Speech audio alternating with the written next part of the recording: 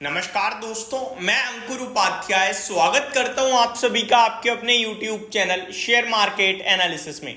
बाजार ने पूरी यू टर्न मार दिया है, पूरी करवट ले ली है दूसरी तरफ और मार्केट इस समय हरे निशान में आ चुके हैं। Nifty, Sensex, bank Nifty small cap के लेवल पे, मिड कैप अभी थोड़ा बहुत लाल रह गया है, वो भी किसी वक्त हरे निशान में आने के लिए तैयार है। तो सबसे पहले और सबसे बड़ी अपडेट तो यही है कि जो कल भी काउंटर अटैक हुआ हिंडनबर्ग के ऊपर, उसको बाजार फाइनली ज्यादा सीरियसली लेता हुआ दिख रहा है। और कल दिन के दौरान लास्ट वीडियो हो या सेकंड लास्ट हो, या जब भी हमने सेबी के जवाब के बारे में बात करी, वहां क्लियर करा कि जितने भी आरोप हिंडनबर्ग ने लगाए थे वो सारे के सारे क्लियर होते हुए दिख रहे हैं। तो आई थिंक मार्केट इसको समझेगा और बाजार इस पर रिएक्ट ना करे। बट जेपीसी की मांग एक अपने आप में चिंता का विषय है। अब मार्केट है, हमेशा डर बना रहेगा, हमेशा टेंशन रहेगी, लेकिन जो हो रहा है वो फाइनल है। और फाइनल इस समय ये कि मार्केट ये समझने की कोशिश कर रहा है कि फालतू के बेबुनियाद इल्जाम लगाए जा रहे हैं जो कि बिल्कुल भी एक्चुअल बेसिस पे, फैक्ट्स बेसिस पे आधारित नहीं है। एक रिलेशन बैठाने की कोशिश करी पूरी हिंडनबर्ग रिपोर्ट में हिंडनबर्ग ने, बाकी कुछ खास आया नहीं। और उसको भी कल जब सेबी चेयरपर्सन माधवापुरी बूथ जी ने, धवल बूथ जी ने और 361 वेल्थ ने, ब्लैक स्टोन ने, मतलब जब जवाबी कार्रवाई करी तो सब क्लियर हो गया ऑलरेडी। आई थिंक कोई सवाल जवाब रह ही नहीं गया। जितने आरोप आए थे रिपोर्ट में उन सबका जवाब एक एक करके मिल गया कि ये फालतू की बात है, वो केवल और केवल एक, आप कह सकते हो कि इंसिडेंट है, मिला जुला हुआ था और उसको उन्होंने डायरेक्टली एक इल्जाम के रूप में बदल दिया।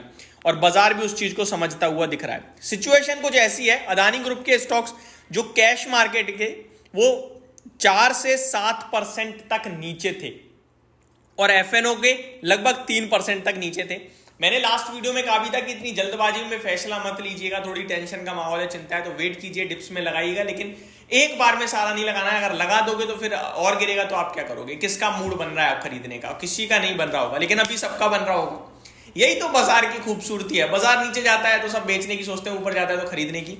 और जब इस प्रकार की सिचुएशंस आती है तो एक्चुअली में माइंड काम नहीं करता है। दिक्कत थी, बट हमारा मुद्दा तो एक ही था कि यार अदानी ग्रुप पे तो मैटर ही नहीं है इस बार तो सेबी चेयरपर्सन के ऊपर आरोप लगाए हैं और वहां से भी क्लियरिटी आ गई कि बेबुनियाद है।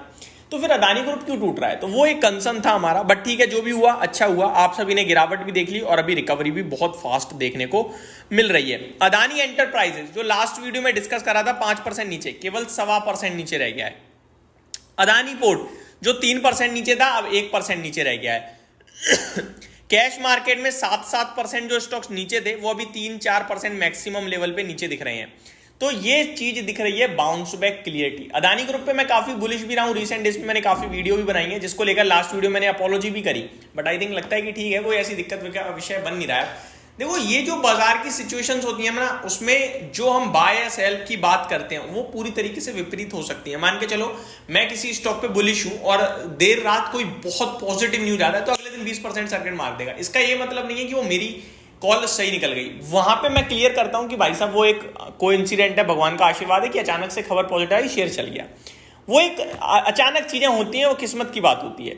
सेम हम पॉजिटिव है, सब कुछ देखा हमने और शाम को कोई गवर्नमेंट का इशू आ गया, कोई कंपनी की प्लांट में कुछ हो जाए, वो अचानक, यही तो शेयर बाजार है। अनिश्चितताओं का खेल इसे क्यों कहते हैं? क्योंकि यहां पे कुछ भी कभी भी हो सकता है। अब हिंडनबर्ग रिसर्च जो है वो रिपोर्ट निकाल देगा, अब वो दोबारा सेम चीज पे रिपोर्ट निकाल देगा, तो हमें क्या पता था। लेकिन एट द एंड देखे स्टॉक तो वापस रिकवर कर रहे हैं।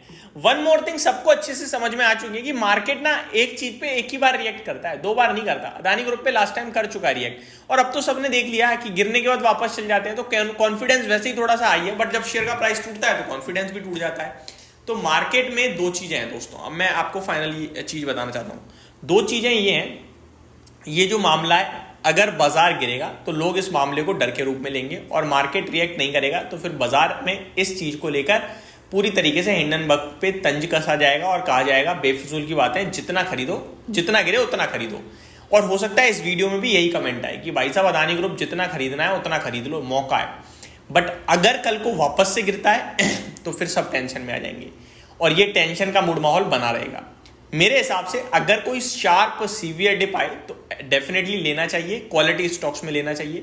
अदानी ग्रुप की बात करूं या पूरे मार्केट की बात करूं, और जब तक डिप नहीं आ रही तो मेरे को लगता है 1-8% की डिप तो वो कभी भी मिलती रहती है, उस पर आपको डिप नहीं समझना है। आए कोई 8 से 10% की, देन डेफिनेटली मौका है, बट अभी आते हुए दिख नहीं रही है, वो एक अलग केस है। दूसरी बात, ये मामला तब गर्मी पकड़ता हुआ दिख सकता है जब इसको लेकर कोई जांच की टीम बैठाई जाए और उसमें एक भी बिंदु नेगेटिव निकले, जिसकी उम्मीदें बहुत कम हो रही हैं। और जब तक नहीं है तब तक मतलब सेबी चेयरपर्सन को लेकर सब इस समय बुलिश है। बुलिश इन द मीन सब पॉजिटिव है, उनका चरित्र, उनका कामकाज बिल्कुल साफ दिख रहा है, सबको कोई इशू नहीं दिख रहा है। ये हमारे सिस्टम पे दाग लगाने की कोशिश करी गई है, आम जनता के साथ थोड़ा खिलवाड़ करने की कोशिश करी गई है। अपनी रिपोर्ट जो पहले प्रीवियस उनका डेटा रहा है उसके दम पर लोगों को डरा के माल बिकवाया गया है। इनफैक्ट इन्हीं पे अब ये केस बन सकते हैं आगे चलकर कि भैया आपने रिपोर्ट निकाली, कितने लोगों का माल बिका, आपने केवल अपने फायदे के लिए निकाली। तो ये चीज गलत हो रही है, तो जो गलत है वो गलत है। बाकी इस समय तो डेफिनेटली सारी चीजें सेबी चेयरपर्सन के पक्ष में दिख रही हैं, क्योंकि उनकी तरफ से जितनी भी सफाई आई वो सारी पॉजिटिव थी।